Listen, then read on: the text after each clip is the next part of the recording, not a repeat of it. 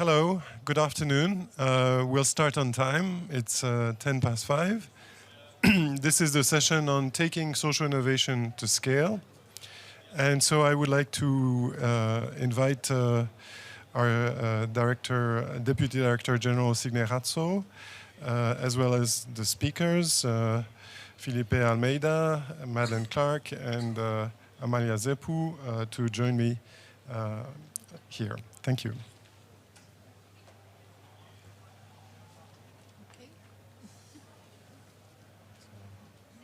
Actually, I'll sit in. Yeah, I think that's good. Yeah. Enough seats? Yeah. Yeah. It's So let's do it like this. Okay. Should we close this door? Yeah, please come in. Who intend to come in? We're about to start our social innovation session. So welcome to everybody in this session where we are discussing how to scale up social innovation. So how we can scale up impact, that's what we are going to discuss. How can the EU connect with the grassroots? How can Brussels, so to speak, help people and communities to empower and also to address the challenges that we are facing today? I think the challenges have been discussed in various sessions. We know that now the young generation is very much mobilizing all of us to transform our societies into greener societies, into more environmental friendly societies. And clearly, social innovation has a very big role in doing that. But before introducing the session, let me start with a story. Actually, an example of a social innovation coming from the country I come from, which is a small country, Estonia. Some of you may have joined last weekend the World Clean Up Day. Can you raise the hands? Is anybody who joined? Yes, a few hands. Did you know that the idea comes from Estonia? No, you didn't.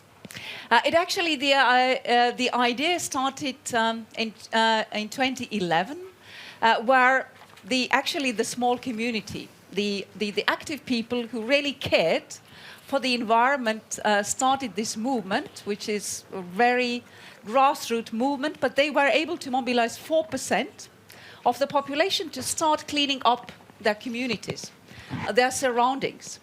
And now, after, well, how many years? 8 years. For the second year, it has really become a worldwide event. This year, people, tens of millions of people from more than 160 countries actually took an active part. So this is a nice example to show that actually social innovation can be scaled up. Now, what we are discussing in this session is actually how, in particular, our framework program, Horizon 2020 now and Horizon Europe, to which we are now looking forward to and discussing with all our stakeholders, can actually help in doing that. With Horizon Europe program, particularly with its clusters, that is health, culture, creativity and inclusive society, civil security for society, digital industry and space, climate, energy and mobility, food, bioeconomy, natural resources, agriculture and environment. With all these clusters, you can meet the people dealing with these clusters in the village downstairs, and also with the missions. These are the tools by which we can also mobilize social innovation. We are also developing synergies between Horizon Europe and other instruments, particularly to mention InvestEU fund, also and its fourth window, sustainable infrastructure, research, innovation and digitization, SMEs, social investment and skills. So now, what is the angle for DG Research and Innovation? We engage with social innovation as the entry door. We take also a very inclusive, holistic line on social innovation.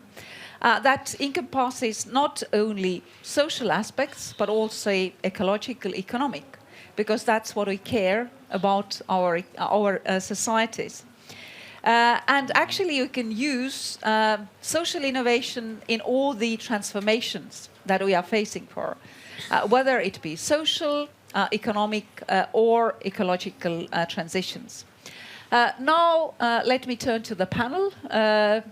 Philippe, who is actually also our head chairing our social innovation matrix team, will share the session, and we have the honor to have the speakers at our session. So I'd like to welcome here the President of Social Innovation in Portugal, Philippe Almeida, the founding director of Genio and member of the board of the European Venture Philanthropist Association, Madeleine Clark, and the former Vice Mayor for Civil Society and Innovation at the Municipality of Athens, Amalia Seppo. Now I'd like to hand over to Philippe Martin for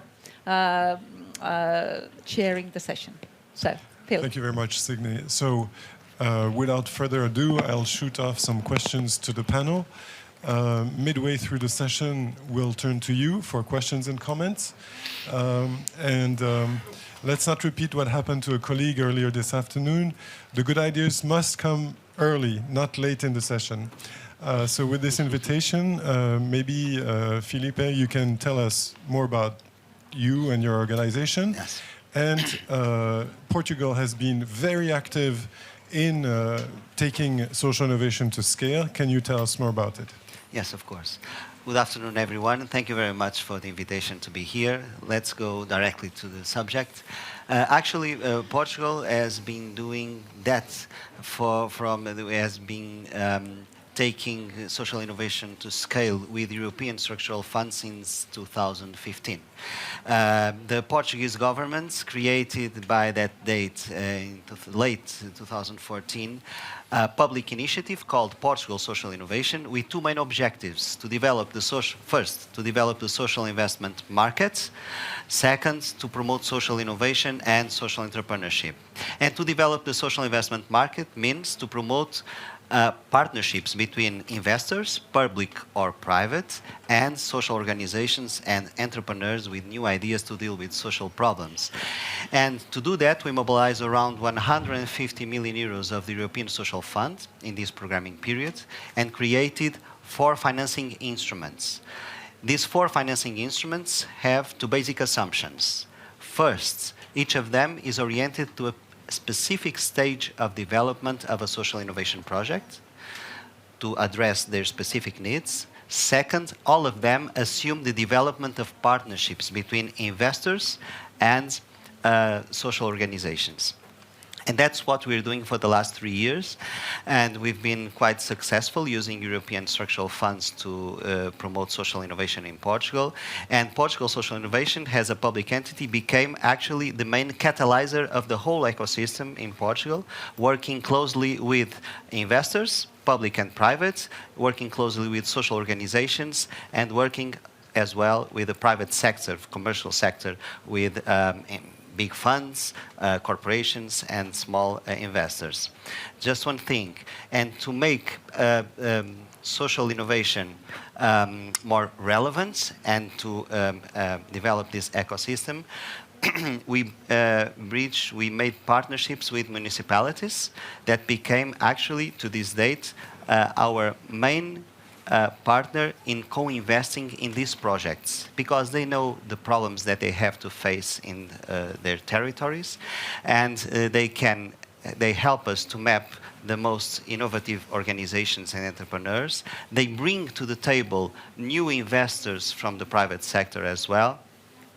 And actually, the solution to scale social innovation is Portugal Social Innovation itself, has a public entity that addresses the market and has inside a team of representatives that deal with these social organizations in the field, that deal with mayors and municipalities, that bring investors into play and make the bridge. So if you can actually, just to wrap up, this kind of structure in Portugal has become actually very effective in mobilizing the whole ecosystem and to make an effective bridge between the macro and the micro scale of social innovation using European structural funds, but actually developing from the ground the social innovation ecosystem and developing these markets.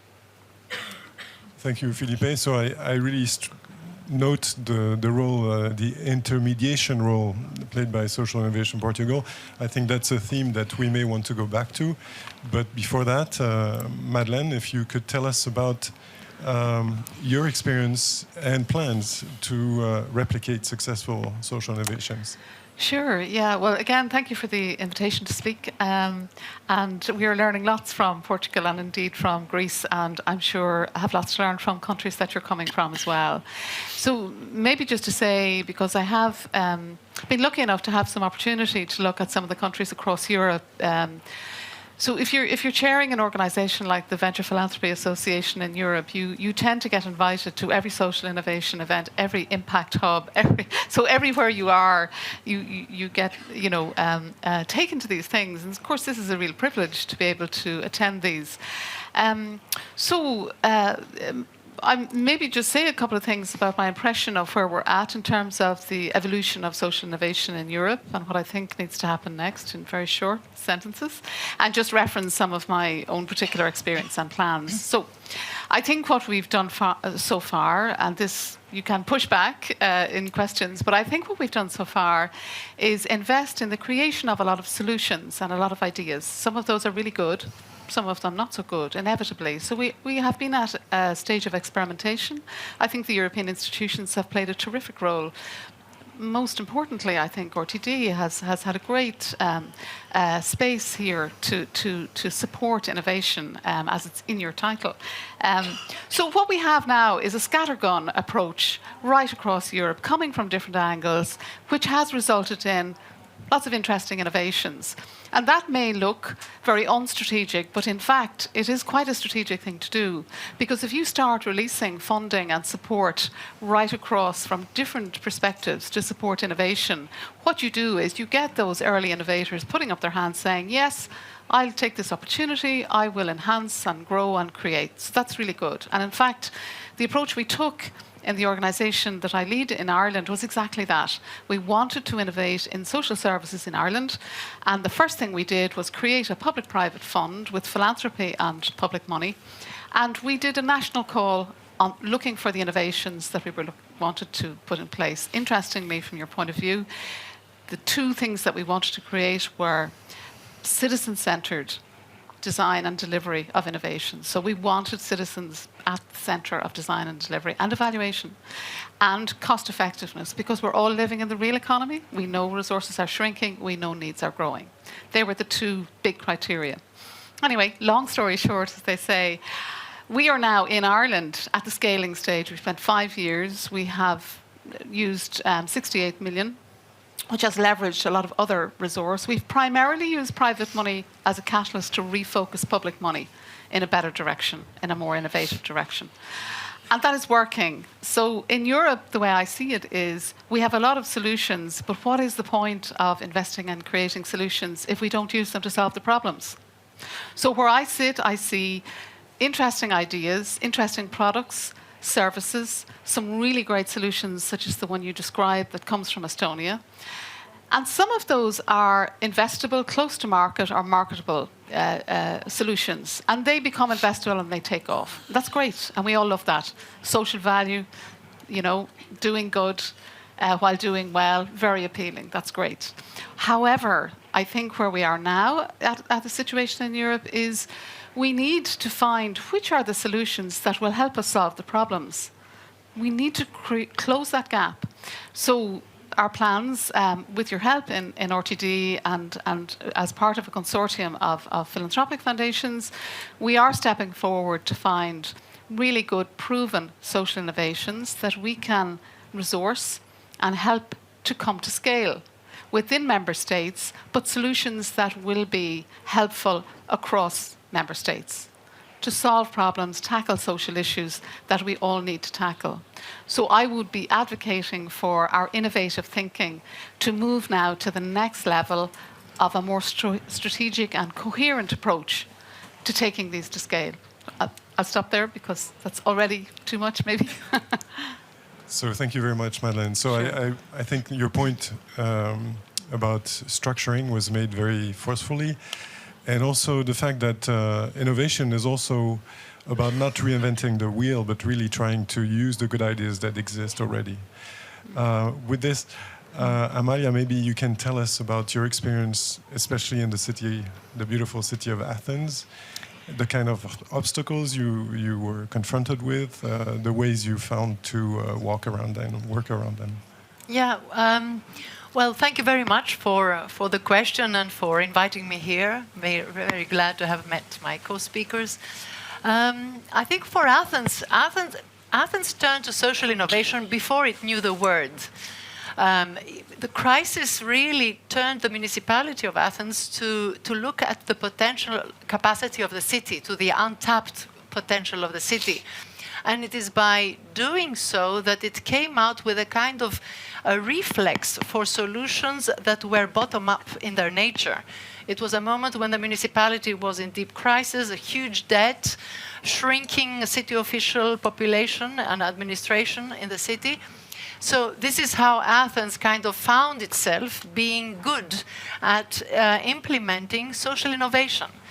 I'm saying this because I want to make a point. When you called me for this session, and I'd like to also ask the audience more about that, the point of the session was to help really the calls of Horizon Europe to articulate the importance of social innovation in them in a more impactful manner, right?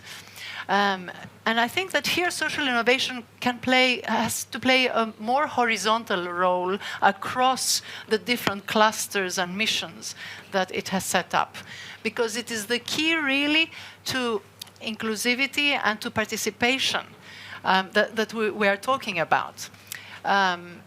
In the calls that were addressed with Horizon 2020, the municipality of Athens and the city officials found themselves not even being able to read the calls. I mean, the sophistication of the English that is required in them, the competitive knowledge of systemic thinking that you have to put into those proposals in order to get the funding, were inaccessible. And I think, and I'm saying this to say that I think this is not representative only of Greece, but of dozens of other cities around Europe. So I reached out to the social innovation community. I see one person here, Madeleine, hi.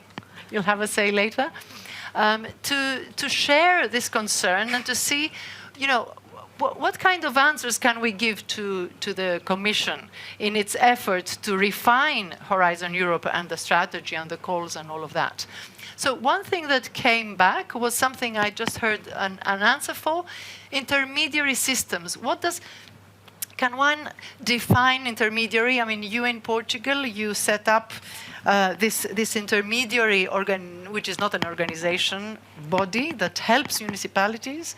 Yes. You have another way. I don't think that copy-paste always works, but I think that this idea of coaching municipalities or recipients of those funds through the process of implementing social innovation is very crucial. So somehow it has to be included in the calls. Another thing that came up was experimentation.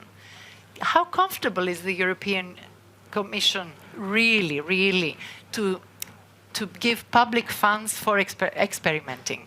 You cannot have social innovation without experimenting and without failure. How do we deal with that? These are questions for you, right? I don't know the answers. Another point was this transformational nature of the concept of Horizon Europe, which shows how much we have to help societies change their behavior and their attitude towards a wide range of things for those technological innovations to take place. So the bridge between technological and non-technological communities. I think, again, social innovation is really the answer for that, because it has developed the techniques and systems to implement that. I think there was a fourth thing. Oh, yes.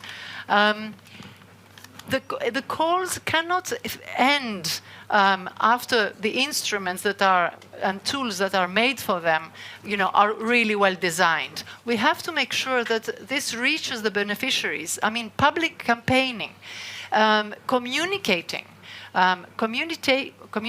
to beneficiaries what they're getting out of this incredible effort in developing innovation and social innovation around European countries. Public campaigning is very important. I think that is something that has to be included in the budgeting. Those were the 4 points that were raised as questions. You asked us to raise questions to the audience. Well, there you go. Thank you very much, Amalia. Okay. Signe, you would like to... I'm taking advantage of the fact that I still have a mic. Oh, yes. Just a couple of points on the basis of the speakers, which perhaps can also create some additional questions among the audience. Well, first, Madeleine, you mentioned really that you're also looking for the examples, which even if, so to say, one-to-one, can be replicated also in other countries. And I think this is really something that I'm looking forward to. Because there could be very excellent stories, excellent success stories in different countries, but also thinking, which of those can actually be really scaled up so that these ideas can be developed in other countries. And perhaps you can give also an example if you have an example of that. Mm-hmm. And then Amalia mentioned something that we discussed also in the other session when we're discussing innovation principle, and actually the, so to speak, more broadly regulatory innovation and experimentation. And in this audience then also you put the question whether the audience feels free about the notion that we also introduce experimentation in our legislation. Now you mentioned also experimentation as part of social innovation, actually trying out things. And if you are thinking now with all the transformations that we need to undergo, climate neutrality is not coming by itself. We don't yet have all the solutions available. We do not have the technological solutions.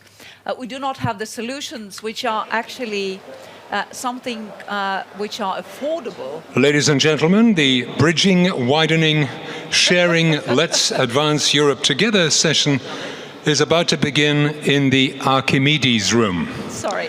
Please join us for that session in the Archimedes room. Bridging, Widening, Sharing, Let's Advance Europe Together. Should we go? I hope that you will still stay here. but these were a couple of thoughts that I wanted also to bring into this discussion, and perhaps some of the from the audience can also put questions along these lines.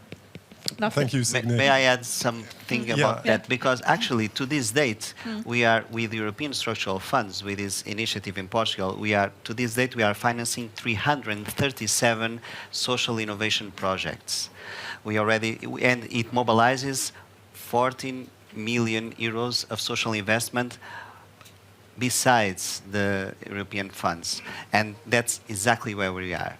Now we have this a whole bunch of projects, some more creative than others, some more effective than others. And this number will rise in the near future.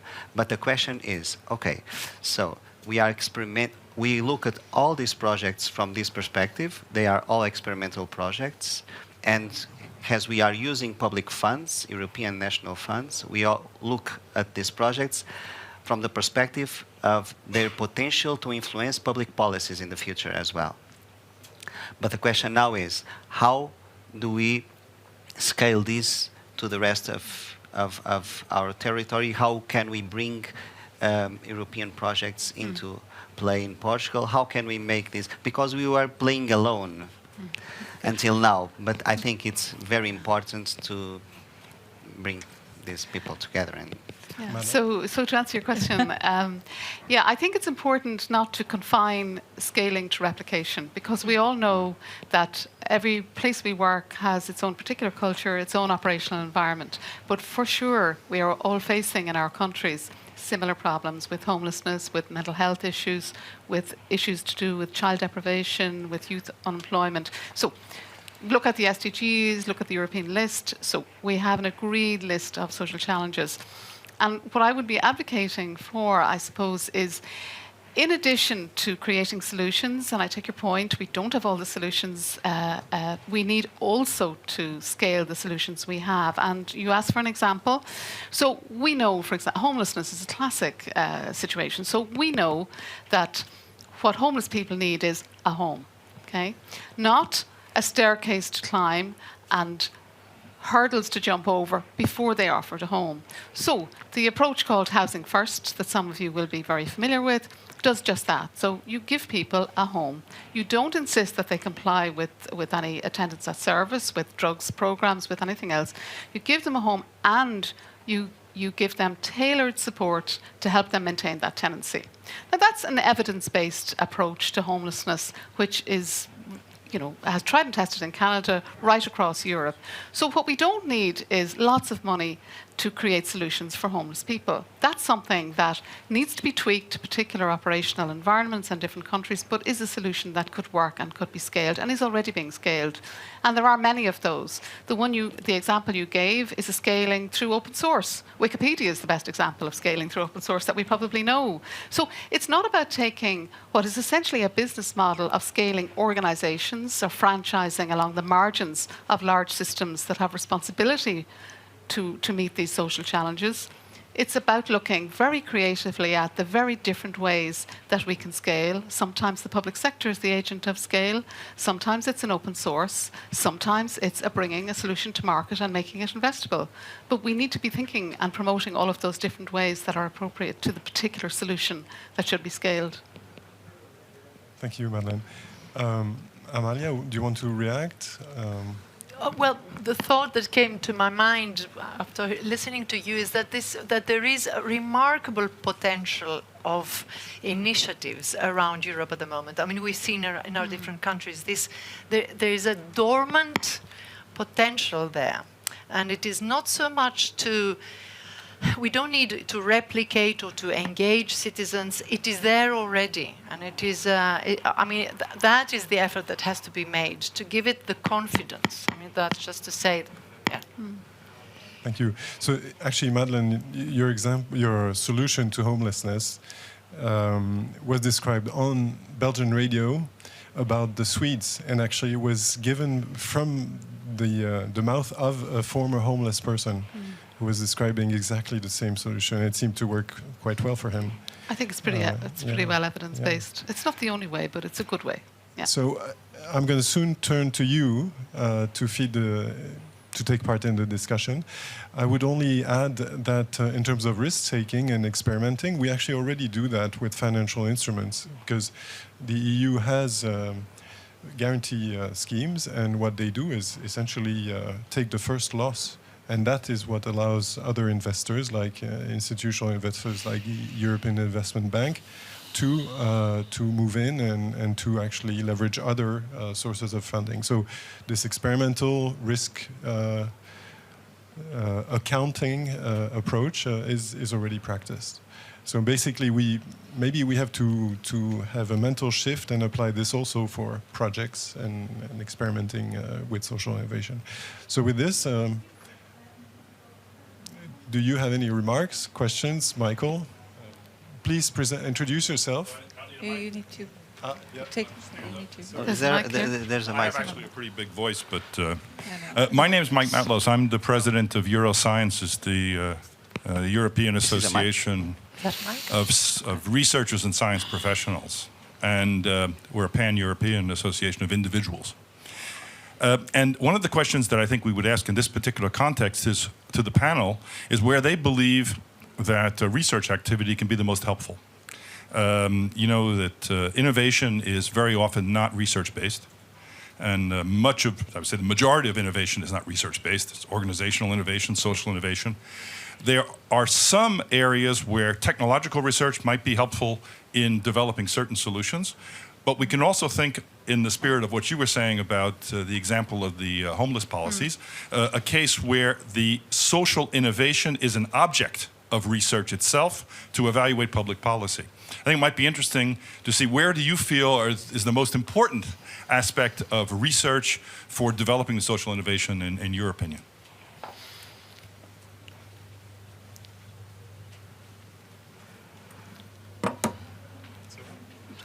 Anyone?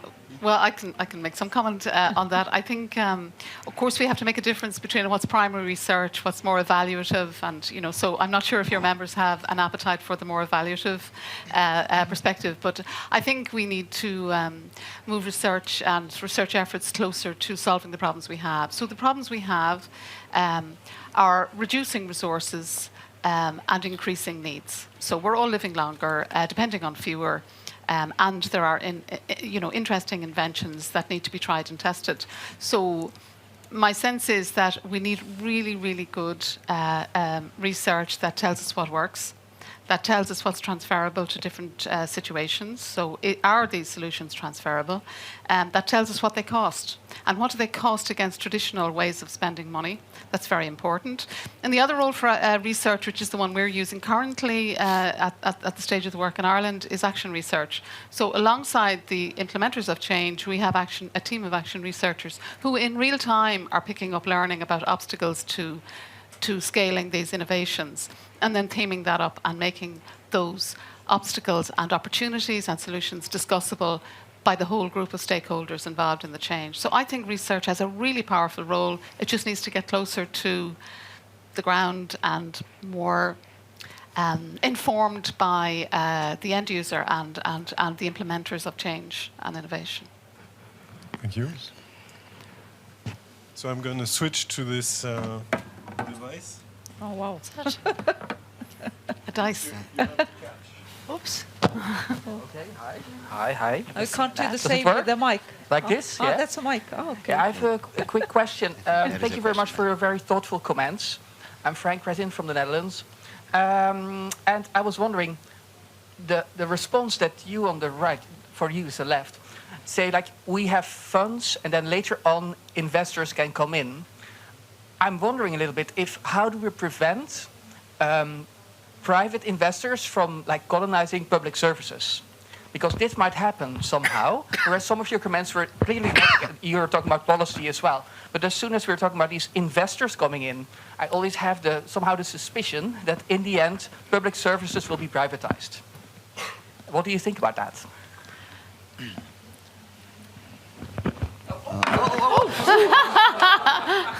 wasn't intentional. Yeah. That was another. Well, I'm Yeah. already speaking, so Yeah, maybe okay. somebody else wants to comment on this. I Well, have some in comments. the case of what we're doing in Portugal, we don't have time for going into detail, but we have 4 financing instruments. 3 of them are financing instruments with grants, and we have a financial instrument as well for debt and equity. In these 3 financing instruments, one of them is a social impact bonds program where we act as the outcome payer. And in this sense, how do we prevent that danger? We force that the partnership that makes the contract with us is in the partnership is included the public entity that is responsible for developing the public policy on that sector. And no application, no social impact bond in Portugal is approved without the public, that public entity, or in this case, the state, validate the project, the indicators, the goals, and commits itself to follow the project to the end and see if it goes along with the initial objectives and if it can influence public policy. So that and we do that actually for every project that we approve. We work very closely with 6 different public entities in 6 different areas of public policy in order to tackle if the projects are aligned or not. But it's an experimental program. Now we have to narrow a little bit more this kind, but that's a worry that we have, yes. I think maybe just to say that's a really good question, and I think you only have to look at the UK and the extent of outsourcing services that were previously the responsibility of government and look at the end result of that to take careful steps. So there's a really good role for private finance, of course, but I think it has to be managed very carefully, and perhaps in Portugal this is an example of how to do it. I don't know enough, but it's an interesting way to look. Yes. It's working well. Thank you, and thank you for the question. And there's a question here, or comment. No? No, Turn no. it another way? No, No, turn it. no. No. It's switched Well, off. it There are the fell mics. on its head. No, there's another mic. There's there. another mic there. Phil, can you please give it? Hello. Okay. Oh, okay. Hey guys, my name is Francisco Santos. I'm from Portugal. Oh, okay. Been living in Rotterdam. I gotta say I feel right at home with someone from Estonia, Portugal, and Greece, as these have been all countries I've been living in. And my question goes to the 2 southern speakers, if that's okay. Yeah? I wonder if you guys could compare cases of social innovation from both countries, and if you could even agree on a social innovation definition, as knowing the 2 cases, I wouldn't think that there are different approaches, and would love to see if you guys have a small discussion. Thank you. A definition of social innovation? And even the cases you work with in Greece versus Yeah. what's been worked on in Portugal. I can start and then you can compare, Yes. okay? Okay. Well, in the case of Athens, and that also may be answering a little bit your approach, is that we called it action research. We had a project that had to do with integrating refugees, funded by the European Commission, the Urban Innovative Actions initiative. What we wanted to add to the traditional, let's say, strategy of integration, which always includes language, a job and shelter, a more experiential notion of integration. So that meant, and we took refugees to connect them with other active communities in the city, so that they would start bonding and doing things together and maybe developing skills together, since also we have 30% of unemployment in Athens, so the arrival of refugees only increased this. It wasn't only that we succeeded to create instances of bonding and doing activities together and getting the refugees out of the ghettos, of the camps and the special housing unit where they were put. It was the challenge, and I think calling it social innovation becomes when this is a system. This becomes a mechanism that you can design. You can describe it. You can engineer it. Right. This is what we understand as social innovation. Not only the instance of, for example, in this case, bringing people together from the new arrival community with the local community, but making this a system that can be further scaled up and adopted by the national government in its official strategy of integration. Now we are in the process of doing that. We called our methods action research, because we act, then we reflect, and then we pivot, as the jargon of social innovation likes to call it, sometimes to refine and change the way we are implementing a methodology. Pivoting is something incredibly difficult for a municipality and an administration to take on. I mean, they cannot pivot. Administrations or bureaucracies are not made to pivot. That is something else that has to be taken into account. Now, you have solved it by creating intermediary bodies, let's say. Mm-hmm. But I think there's a lot of thinking around this notion. So this is what social innovation has become same thing, tackling other questions like using abandoned public buildings, for example, which we did in Athens, or using schools in the after school hours for the local community, all sorts of other things that came bottom up mainly. All those things, the moment they became mechanisms, systemic mechanisms that the municipality could kind of start to implement, that is what we call social innovation. I don't know if you think of it that way. So that's already scaling up, basically, in a way. Yes. In a way, the moment it becomes a mechanism, it has the potential to be scaled up. Yes. Now, whether it is going to be scaled up depends also on political decisions. Okay. From our perspective, you have social innovation if you achieve social change. And all the projects that we are financing, we call it social innovation projects.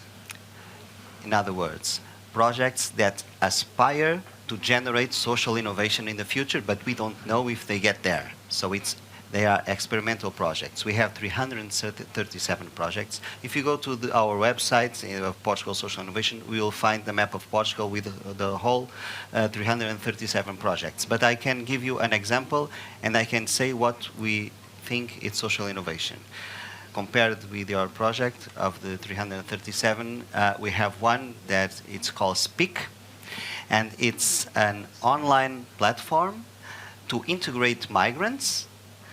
And the objective is just to do that. But how do we make the migrants socially integrated in the communities? And how do we open the local communities to these migrants? Through reciprocal teaching of their languages. So the migrants enter this platform, and they are available to teach their language to natives, to Portuguese, local communities. And the Portuguese are open online. But this is the first step, and then it evolves to offline meetings and gatherings and parties, and it's quite successful. It begins on sharing language, and it ends by sharing families. And it's quite impressive, the impact that they have. And they are already international projects going to, I think, in Italy, Germany, maybe, and everywhere. And you're opening the question, how do you measure social change? Because yes. you said social change, which yes. is maybe at the and core what we didn't do is to set a definition of social innovation up front. For 1 year, we received applications. We look at projects in Portugal and outside Portugal, trying to understand what are the main features that define these innovative projects. And 1 year after, we came to a set of 8 questions, binary questions with answers yes or no, that could reflect these 8 criteria. Then we moved to 5, to 6, then to 5, and now we only have 3 questions that we make to every project in order to decide if that is a social innovation project or not. It has to have a social problem, it has to be different from traditional answers to that problem, and it has to have potential to impact positively the quality of life or the perspectives of development of the citizens that are identified in the project. And actually, it's been quite effective to do that. I'll just a comment on the remarks that you made. Well, clearly now we are also looking forward. Now designing in co-creation the Horizon Europe program, and also looking in which areas, when it comes to social innovation, which are the most promising areas for social innovation, or where actually social innovation can help us to achieve the objectives that we have. I made a reference to everything related to the climate. Clearly one of the areas. Now, listening to you and knowing that integration of migrants into the societies is a big challenge. It's a big challenge for very many countries. So I guess that because we also have the cluster including inclusive societies, this is clearly one of the areas where we can very much look into social innovation as also providing the solutions, and also providing the solutions that have been tested in one or another countries, which need not be, and not necessary to replicate, but still could provide some inspiration, and to see what has worked in one country could perhaps also be tested, also depending on the local circumstances in another. So I think another perspective area. Can I add one more? In the health section, everything that relates to the demographic reality of Europe, the aging, I mean, the increasing population of people that are over 60 in the next years, I think that's another area where social innovation will, I think, a can big bring challenge a for these huge, societies. yeah. There are some people there with their hands. So with the now it's your task to throw the thing. Oh, okay. But maybe not Thomas. Thomas, can you give it to your neighbor who is behind you, I guess? Somebody was trying to get the floor. Or close to you. Okay. Okay. Does this work? Thomas Arnold from Yes. DG RTD, working on SDGs. Now, digging a bit deeper into the climate. Science tells us more and more that it's important to have a behavior change, and also to get into a change of social values. If you look, for instance, at the latest IPBES conclusions on biodiversity ecosystem services, it says we need to reinvent new visions of what is a good life, of things like reducing consumption. Now, what can social innovation do to make us advance on 1.5-degree lifestyles? Thank you, And to Thomas. tackle the climate and environmental emergency? Or do we need something completely different than social innovation? Well, that's a tough one. I certainly will not try to answer it. I think you upfront. can structure funding to get almost anything. You know, I mean, I think if you decide that this is a really high priority and you're going to incentivize and reward it, well, then you will get solutions coming forward for exactly what you want. So it's a design challenge to have a very clear objective to what you want to fund. But the other thing, I suppose, is that it's important not to just throw money at the problem, because we all know that doesn't work. There needs to be some consequences that are made more visible for not adopting innovation. So at the moment, this is kind of a nice to have for a lot of people. It's kind of nice to be associated with it. Who doesn't want social innovation? I mean, my God, you know, we have to tack it onto everything. I think that's different than getting really serious about social innovation and doing the kind of targeted funding towards solving particular problems around, whether it be climate, whether it be immigration, whether it be mental health, unemployment, whatever the issues are. And those solutions, although cannot be cut and paste, are definitely solutions that can be spread. So recognizing that in this area, the creation of a solution doesn't automatically mean we solve the problem. We really have to be very strategic about how do you offer that to other people, whether it be climate or a social issue. And that needs to be very proactively done, because it doesn't happen by itself. It doesn't go viral and everybody is happy. We actually need to get in there and strategize and make it happen. Madeleine, so Thomas, could you? Okay, we'll go maybe To my neighbor? your neighbor, and then from your neighbor to Madeleine Gabriel. Maybe you can use that as well. Good evening. My name is Camille Epinay from the region of Brussels. I'd like to come back to you had mentioned sometimes, but the homeless people, they need a house first. But Right. Horizon 2020 or Horizon Europe is not going to pay for the house to be given to the homeless. Same is from my experience with supporting social entrepreneurs, for instance, in the sharing economy. They may not be interested in scaling up.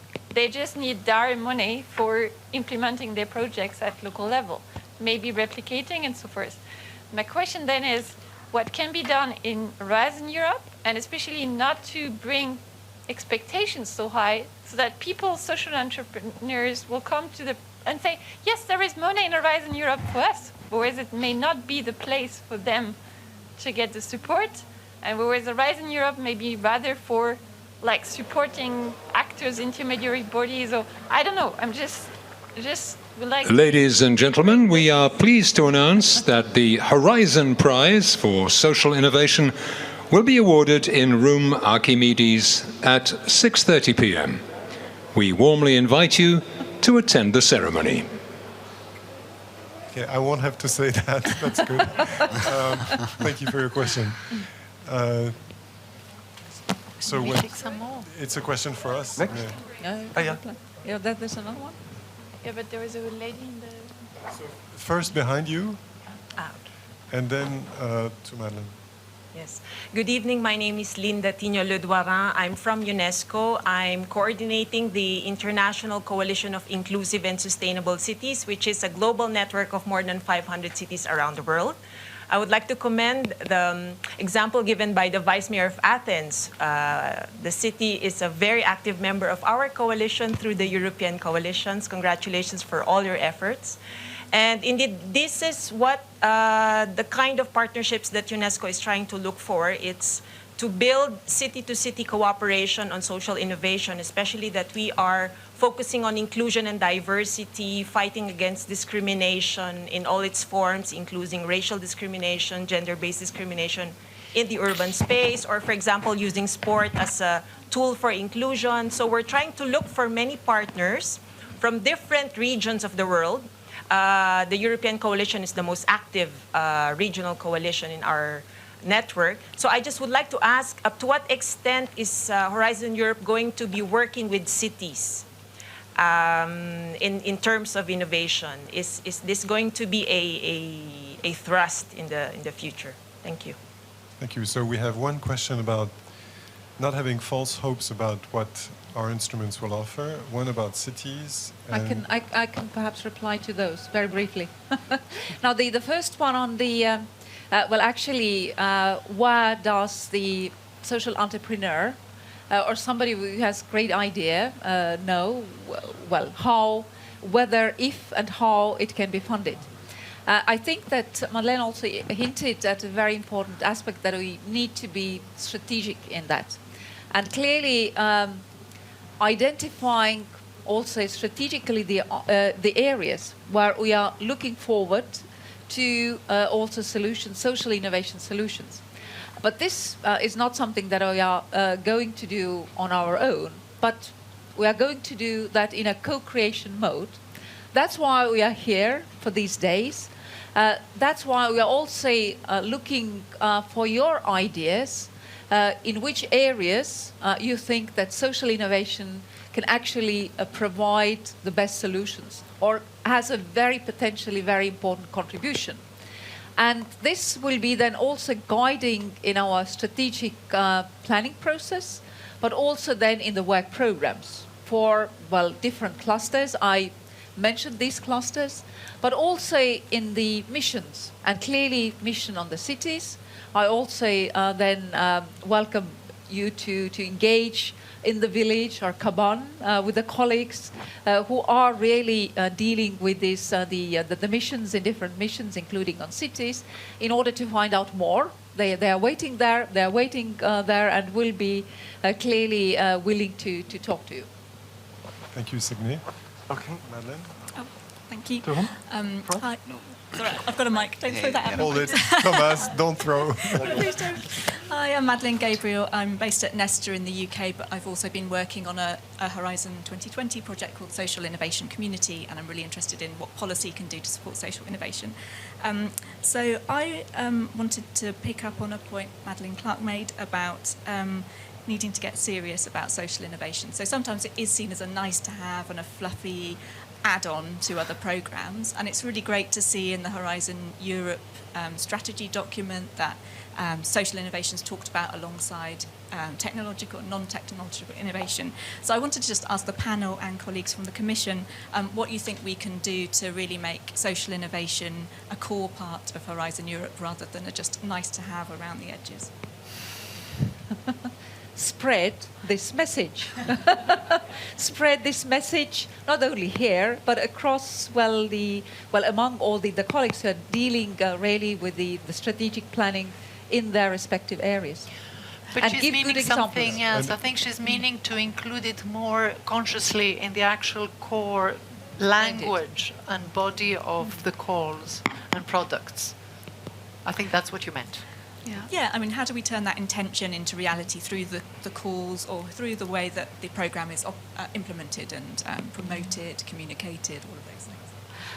Yeah, I mean, I think there are a few things that could be done that would be very helpful. So I think one thing is, as you mentioned, getting more strategic about the areas that you want social innovation to help with. So the end in itself is not to promote or to support social entrepreneurs in whatever they want to do. That's a different kind of mission. The mission here, I would suggest, is to support the development and spread of solutions that actually tackle the challenges that we're all concerned about. So that means getting more strategic. And if we want to, alongside what we've been doing already, which is to invest in the creation of solutions, if we want to invest in spread, first thing I think is very important is we have to recognise that spreading solutions is not about one person, one organisation. It has to come through collaboration. So that means we have to incentivise collaborative approaches to spreading innovations to solve problems. So incentivising through funding and through capacity building the coming together of the stakeholders who have to own the implementation instead of doing something outside and then hoping that they're going to adopt it. So that's very important, the recognition. We wouldn't put up a building without getting an architect. We can't expect the spreading of social innovation to happen without decent planning. So that, I think, for example, would be something that we could do. Those two things, training and targeting the money and our efforts on specific solutions that are needed to solve problems, and recognising the importance and backing planning and collaborative approaches to implementation. Thank you, Madeleine. I would add, in answer to your question, Madeleine, that one of the missions that the board and Signe in particular charged me with is actually to spread the word about social innovation in DG RTD and other services of the Commission. Then there's a consultation on the strategic plan running. The deadline is being extended to the 4th of October. And if you don't want your words to be lost in the wind, you may write them down and share them with us. Yeah, those are the two key points. Yeah. And also, actually, a third point is, since this is a sizable number for me to manage, any email you would want to send to me with comments, you can also do that. Although, really, I think in terms of efficiency, the communication tool that we have online will be probably the most effective. Now, what I would also add in terms of also in our new organization in DG Research and Innovation, well, in addition to co-creating the program together with the colleagues from all different services, now we also have the matrix approach in the DG, actually bringing together all colleagues from different areas who are dealing with health, with mobility, with energy, in a matrix team, as I said, that Philippe is actually in charge of that matrix team, and working namely also via this matrix team, bringing also this into the strategic plan and then the work program.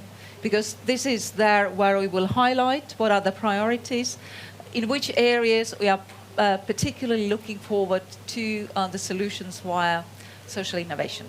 So that's another means how actually to achieve that. So we're 2 minutes away from the end of the session. I wish to thank you very much for your participation. I want to thank the panel as well.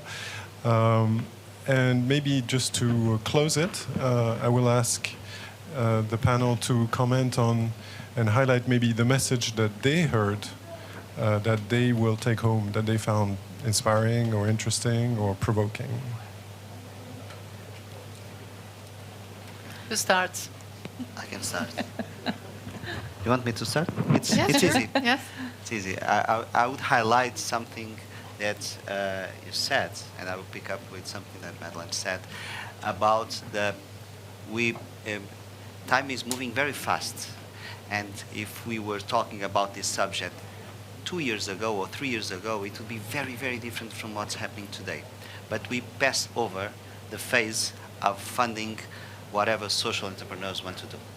I think now we have the obligation to look at what it's happening all over the world and in Europe, and actually focus on the solutions that actually have the potential to provide social change in a large context. So I think that's a big message, aligned with the need for research, because we need the academia and the research to study what's happening, because we cannot study ourselves because we are doing it. So it's important to understand the impact, measure impact, manage impact, whatever you want it to call. It's something that we have to do, and we don't have much time to do that. I think that 1 year from now, if we are here, you should be discussing that. What did we do to understand what really matters? I want to highlight something that you said that changed the way I was thinking about it. I said at the beginning that social innovation is naturally horizontally spread throughout. I think that the exercise I will do coming home is to match, really, to go a little bit more in detail in all the products and all the areas where social innovation can make more of a focused change. You talked about products and particular areas. I think I'll go deeper into that.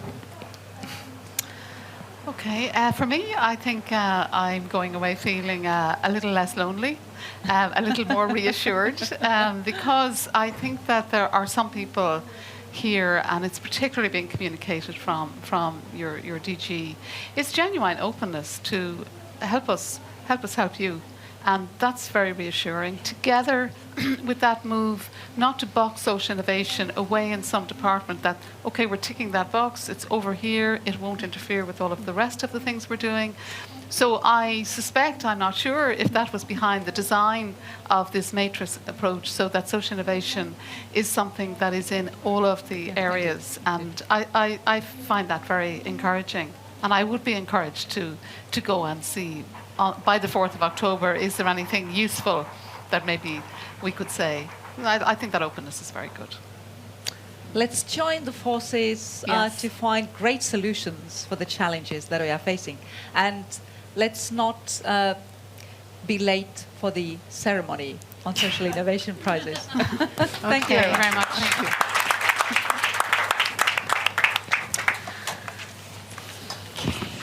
Yeah. Okay, that was Thank great. you. Yeah, Yes, thank you it very was much. very good. Yeah, thank you. Thank you so much.